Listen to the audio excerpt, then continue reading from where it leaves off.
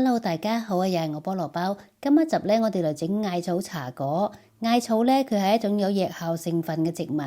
食用艾草咧，可以改善我哋虛寒嘅體質。艾草都係我哋女士養生嘅一種恩物嚟噶。每逢清明前後咧，就係艾草當造嘅時候。呢個期間嘅艾草咧就會好嫩，用嚟整茶果咧就最啱不過啦。跟住落嚟咧，我哋一齊嚟準備材料。花生咧就300克。啲花生呢就快速咁過下水，將佢洗翻乾淨，然後用白鑊用中火將啲花生炒熟，將炒熟去咗衣嘅花生呢倒入攪拌杯，用攪拌機嚟將佢攪碎。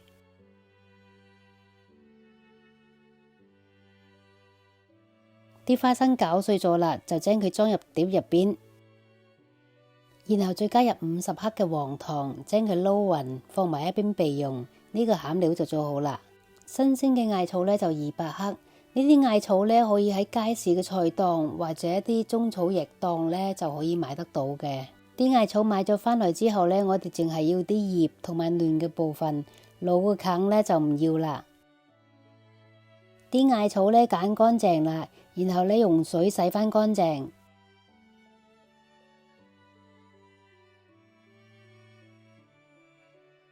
艾草洗乾淨咗之後呢，我哋先嚟準備一盆凍水。呢盆凍水呢用嚟過冷河用嘅。跟住呢就煲滾水，再加入1茶匙嘅梳打粉，然後將啲艾草倒埋入去，用滾水測一測艾草嘅苦澀味。我哋加入梳打粉呢係可以保持到艾草佢翠綠嘅顏色。成個過程呢，等佢煮2至3分鐘。煮好咗之後呢，就將佢放入我哋事先準備嘅冷水入邊，將佢過一個冷河。過完冷河啦，就將佢揸翻乾淨啲水，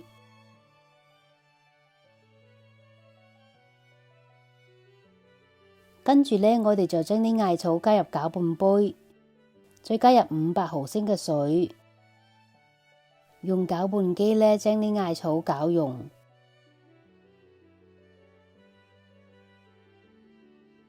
啲艾草攪溶咗就係咁噶啦，將佢放埋一邊備用。跟住呢，就喺大碟入邊呢倒入500克嘅糯米粉，再加入100克嘅粘米粉，再加入60克嘅黃糖，然後呢，將攪碎咗嘅艾草呢倒埋入來，先用筷子呢將佢撈一撈勻，然後呢，再用手將佢搓成一嚿粉團，搓成咁就差唔多啦。然後喺呢嚿粉團入邊呢，拎1/4嘅份量出來，將拎出來嘅份量呢分成3份，將佢撳成薄片，然後呢，將佢放入滾水入邊煮1到2分鐘。我哋做到呢一步，我哋喺包茶果嗰陣時，嗰個皮就冇咁容易開裂啦。煮好咗之後呢，再將佢加入到事先搓好個粉團入邊。啱啱煮好個粉團呢係比較熱噶，我哋最好唔好落手去搓。呢個時候要等佢攤一攤凍啲，我哋再用手將佢搓勻。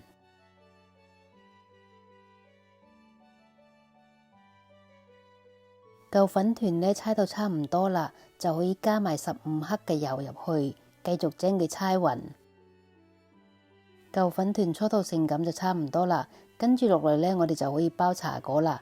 呢嚿粉團呢，就將佢分成15等份，攞一個粉團，然後將佢搓圓，然後呢，將佢撳出一個碗仔咁嘅形狀，跟住呢，就可以加入花生餡，然後呢，將佢收口。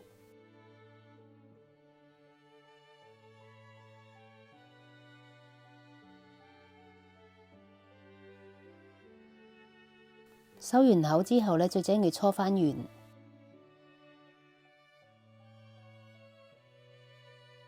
茶果就包好啦。包好咗個茶果呢，要喺底下邊墊一張底紙。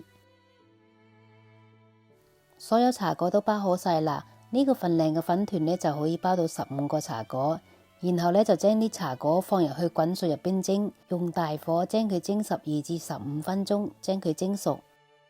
15分鐘之後呢，啲茶果就蒸熟啦，將佢拎出來攤凍。艾草花生茶果就蒸好啦。見到呢種顏色係咪好有食慾呢？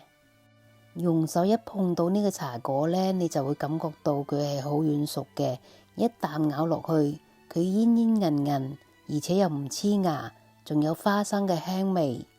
如果你都中意食呢種艾草茶果，你就試下整啦。佢個做法都唔係好複雜。如果你中意我嘅影片，請你訂閱同埋分享我個頻道，打開埋隔籬個鐘仔，我出新片就會通知你噶啦。多謝晒。